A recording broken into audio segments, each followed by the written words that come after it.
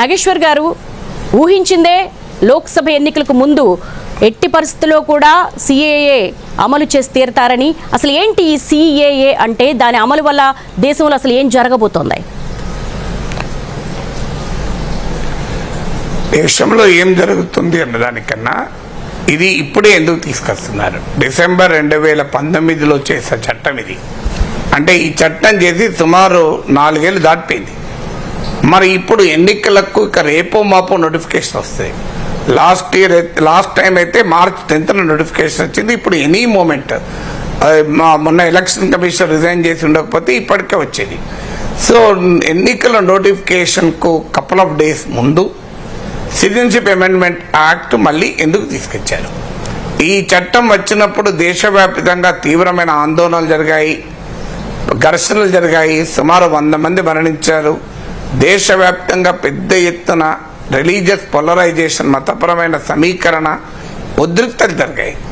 అలాంటి చట్టాన్ని మళ్ళీ ఇప్పుడు ఎన్నికలకు ముందు, నిజంగానే నరేంద్ర మోడీ ప్రభుత్వానికి ఆ చట్టం పట్ల నిబద్ధత ఉంటే మళ్ళీ 370 సీట్లు బీజేపీకి, 400 సీట్లు ఎన్డీఏకి వస్తాయన్నారు కనుక 2 నెలలు ఆగితే ఎలక్షన్స్ అయిపోతే కొత్త ప్రభుత్వం వస్తుంది, కొత్త పార్లమెంట్ వస్తుంది.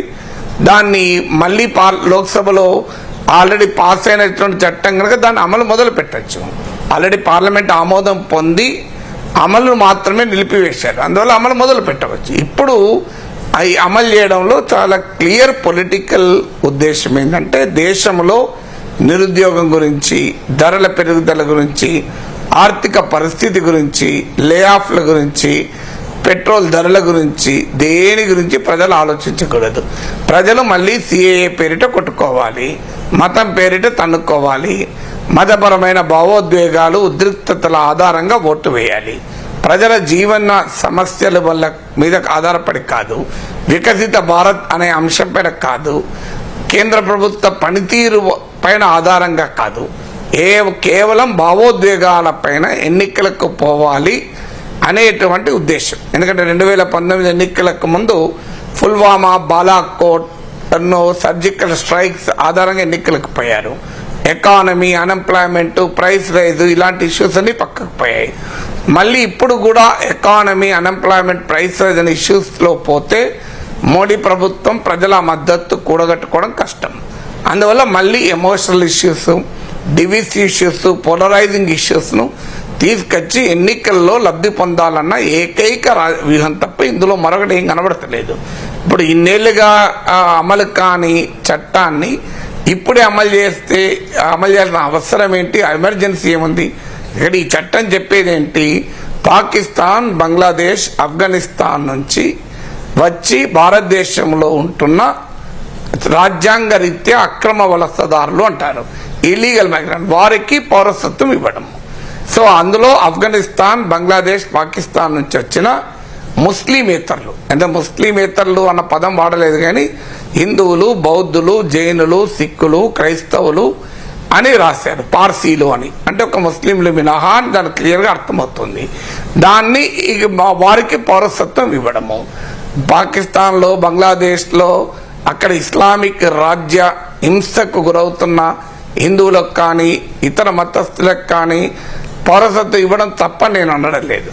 అది దాన్ని ఆధారంగా చేసుకొని మతపరమైన ఘర్షణల్ని, విద్వేషాలని రెచ్చగొట్టి మతపరమైన భావోద్వేగాలను రగిలించి ప్రజల జీవన్మరణ సమస్యలైన బిజిలీ, పానీ అంటారు కదా, సో వారి లైవ్లీవుడ్ ఇష్యూస్, జీవనోపాధికి సంబంధించిన ఇష్యూస్ పక్కకు పెట్టి వీటిపైన ఎన్నికల్లో గెలవాలి అనే ఒక రాజకీయ వ్యూహమే దేశ ప్రజాస్వామ్యానికి ప్రమాదకరం. ఇక సిటిజన్షిప్ అమెండ్మెంట్ పైన ప్రధానమైన సమస్య ఏంటి అంటే, ఇది భారత రాజ్యాంగం అంగీకరించదు, రాజ్యాంగం యొక్క మౌలిక సూత్రాలకు విరుద్ధం. ఎందుకు విరుద్ధము అంటే, సిటిజన్షిప్ యాక్ట్ భారతదేశంలో 1950s వచ్చిన పౌరసత్వ చట్టం ప్రకారం కానీ భారత రాజ్యాంగం ప్రకారం కానీ మతం ఆధారంగా పౌరసత్వం ఉండదు. సో మతం ఆధారంగా ఏ ఆధునిక ప్రజాస్వామిక దేశంలో కూడా సిటిజన్షిప్ అనేది is not based on religion. అంటే రిలీజన్ ఆధారంగా సిటిజన్షిప్ ఇవ్వరు, రిలీజన్ ఆధారంగా నిరాకరించరు. ఇప్పుడు ఉదాహరణకు అమెరికాలో 40 లక్షల భారత ఆ సంతతికి చెందిన అమెరికన్లు ఉన్నారు. మన వాళ్ళు తెలుగు బిడ్డలు చాలా మంది ఉన్నారు. వాళ్ళు ఇప్పటికీ కూడా ప్రాక్టీసింగ్ హిందూస్ వారు. సో వారు హిందూ మతం ఆచరిస్తారు. వారి పౌరసత్వాన్ని ఈ మతం ఆధారంగా నిరాకరిస్తే మన అమెరికాలో మన 40 లక్షల భారతీయులు ఇంటికి రావాలి. దాన్ని మనం అంగీకరించగలమా?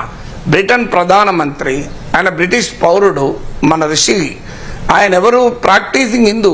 బహిరంగంగా ఆయన దీపావళి జరుపుకుంటాడు, ఆయన రామాయణ వేడుకలకు వెళ్తాడు. నేను ప్రౌడ్ హిందూ అని చెప్పుకున్నాడు. అయినా క్రిస్టియన్ మెజారిటీ కంట్రీ అయిన బ్రిటన్లో ఒక ప్రాక్టీసింగ్ హిందూ, నిబద్ధత కలిగిన హిందువు ఆ దేశ ప్రధాని అయితే మనం గర్వపడ్డాం, మనం అందరం గర్వించాం కదా.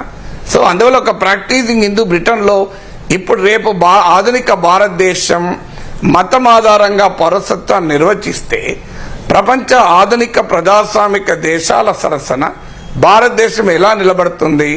ప్రపంచంలో మనము కూడా అప్రజాస్వామిక దేశాల జాబితాలో ఉంటాం.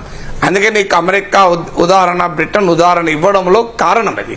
ఇప్పుడు అమెరికన్ పార్లమెంట్లో అనేక మంది హిందూస్ ఉన్నారు. ఈవెన్ ఆ రకమైన గౌరవం మనకుంది. అందువల్ల రిలీజియన్ ఆధారంగా సిటిజన్షిప్ నిర్వచించడం మన రాజ్యాంగం అంగీకరించదు. ఆర్టికల్ 14 మీరు చదవండి, రైట్ టు ఈక్వాలిటీ అని. రైట్ టు ఈక్వాలిటీ ఏం చెప్తుంది? అన్ని కులం, మతం, ప్రాంతము, భాష, రంగు, రేస్, జాతి ఇలాంటి ఏ అంశం ఆధారంగా కూడా ఎవరి పట్ల వివక్ష ఉండకూడదు అని మన రాజ్యాంగం చెప్తుంది. ఒకవేళ ఎవరికైనా ప్రత్యేకమైన గుర్తింపు ఇవ్వాలి అంటే పాజిటివ్ వివక్ష చూపాలి అంటే అది రీజనబుల్ అండ్ రేషనల్ క్లాసిఫికేషన్ అయి ఉండాలి. సుప్రీంకోర్టు అనేక తీర్పుల్లో చెప్పింది. డాక్ట్రిన్ ఆఫ్ రీజనబుల్ క్లాసిఫికేషన్ అంటే ఒక వర్గానికి, ఒక సమూహానికి చెందిన ప్రజల్లో నువ్వు రెండుగా వర్గీకరించి ఒక వర్గానికి ప్రత్యేకమైన సదుపాయాన్ని కల్పించాలంటే డాక్ట్రిన్ ఆఫ్ రీజనబుల్ క్లాసిఫికేషన్, హేతుబద్ధ వర్గీకరణ సిద్ధాంతానికి లోబడి ఉండాలి అని సుప్రీంకోర్టు అనేక తీర్పుల్లో చెప్పింది. అందువల్ల ఆర్టికల్ 14 అన్న భారత రాజ్యాంగ మౌలిక సూత్రం, భారత రాజ్యాంగ మౌలిక స్వరూపం, బేసిక్ స్ట్రక్చర్లో భాగం ఇది. ఎందుకంటే కేశవానంద భారతి కేసులో సుప్రీంకోర్టు చెప్పింది భారత పార్లమెంటు కూడా ఈ బేసిక్ స్ట్రక్చర్ను మార్చే అధికారం లేదు అని. అందువల్ల రిలీజియన్ ప్రాతిపదికగా సిటిజన్షిప్ ను డిఫైన్ చేయడమే రాజ్యాంగ ప్రాతిపదికకు విరుద్ధము. ఇది ఇప్పటికిప్పుడు పాకిస్తాన్, బంగ్లాదేశ్, ఆఫ్ఘనిస్తాన్ నుంచి వచ్చే వారికి ఇవ్వడము వల్ల ప్రమాదమని కాదు. ఈ సూత్రాన్ని ఎప్పుడైతే మనం అంగీకరిస్తామో మతం ప్రాతిపదికగా పౌరసత్వాన్ని నిర్వచించడం అనే సూత్రాన్ని మనము ఒకసారి అమలు చేస్తే భారతదేశం లాంటి వైవిధ్యభరితమైన సమాజం అంటే రిలీజియస్ డైవర్సిటీ ఉన్నటువంటి కంట్రీ శాంతియుతంగా ఉండలేదు. ఎందుకంటే ఈ దేశంలో ఉన్న మతపరమైన మైనారిటీలో ఒక కొత్త అనుమానాలు, భయాలు, సందేహాల్ని మనం సృష్టిస్తాం. ఇది దేశ సమైక్యత, సమగ్రతలకు ప్రమాదకరంగా మారుతుంది. అందువల్ల ఇది బేసిక్గా కాన్స్టిట్యూషనల్ ప్రిమైసెస్ కు వ్యతిరేకం. ఇంకొక ఇంట్రెస్టింగ్ అంటే దీన్ని బట్టి హిందువులను మనోభావాల్ని సొమ్ము చేసుకునే ప్రయత్నం జరుగుతుంది. ఎందుకంటే పాకిస్తాన్లో, బంగ్లాదేశ్లో దుర్మార్గంగా ఇస్లామిక్ మత ఛాందసవాదులు దేవాలయాలపై దాడులు చేస్తుంటారు, బలవంత మత మార్పిళ్లు చేస్తుంటారు. ఆ దుర్మార్గం అంతా మనకు తెలుసు. ఆ దుర్మార్గాన్ని గుర్తు చేస్తూ చూడండి, అక్కడ హిందువులకు పౌరసత్వం ఇస్తామంటే వద్దంటున్నారని. ఎవ్వరూ వద్దన్నారు. హిందువుల పౌరసత్వం ఇవ్వంటే వద్దనటానికి కారణం ఏమైనా ఉంటుందా? అందుకని మరి శ్రీలంకలో నుంచి వచ్చే హిందువులకు ఎందుకు పౌరసత్వం ఇవ్వడం లేదు? ఇప్పుడు సిటిజన్షిప్ అమెండ్మెంట్ యాక్ట్ క్లియర్గా శ్రీలంక నుంచి వచ్చే హిందువుల్ని కూడా, తమిళ్స్ వాళ్ళు హిందువులే కదా, వాళ్ళ పేర్లు కూడా మీరు చూడండి మన పేర్లే ఉంటాయి, వాళ్ళందరినీ కూడా ఎక్స్క్లూడ్ చేస్తోంది. మరి శ్రీలంక తమిళ్స్ ఎందుకు ఎక్స్క్లూడ్ చేస్తోంది? దీనికి బేసిస్ వాళ్ళు హిందువులే కదా. అంటే పాకిస్తాన్ నుంచి వచ్చే హిందువులు, బంగ్లాదేశ్ నుంచి వచ్చే హిందువులు, శ్రీలంక నుంచి వచ్చే హిందువుల మధ్య వివక్ష ఏంటి? మియన్మార్ నుంచి వచ్చే వారి పట్ల వివక్ష ఏంటి? ఎక్కడైనా ఎవరైనా హిందువులే కదా. అందువల్ల పర్సిక్యూటెడ్ అనేది అంటే అక్కడ రాజ్యం చేత వివక్ష గురవుతున్న వాళ్ళు అన్నప్పుడు, ఇప్పుడు ఈవెన్ పాకిస్తాన్లో అహ్మదియా కమ్యూనిటీ వాళ్ళు అసలు ముస్లింలే కాదని చెప్పి వాళ్ళపైన నిరంతరం దాడులు జరుగుతున్నాయి పాకిస్తాన్లో. ఈవెన్ షియా ముస్లింలపై కూడా దాడులు జరుగుతున్నాయి.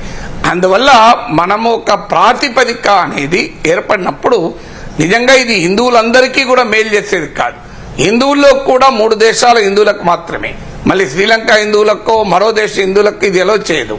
అందువల్ల ఈ చట్టము క్లియర్గా రాజ్యాంగ మౌలిక సూత్రాలకు వ్యతిరేకము, కేవలము రాజకీయపరమైన మతపరమైన భావోద్వేగాలను రగిలించి మతపరమైన రాజకీయ సమీకరణ కోసం ఎన్నికల ముందు హడావుడిగా తెస్తున్న చట్టం.